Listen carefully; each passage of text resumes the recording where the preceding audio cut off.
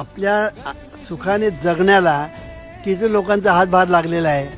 सीमेवर जे सैनिक आहेत ते त्या बर्फाळ प्रदेशामध्ये बिचारे कसे राहत असतील, कसे जगत असतील, काय करत असतील ह्याची आपण कल्पनाही करू शकत. पण ते आपलं रक्षण करतात.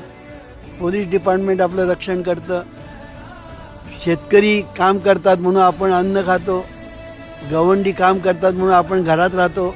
असे किती लोकांचे हातभार लागतात तेव्हा आपण सुखाने जगतो. म्हणजे आपण किती त्यांच्याबद्दल कृतज्ञ असलं पाहिजे.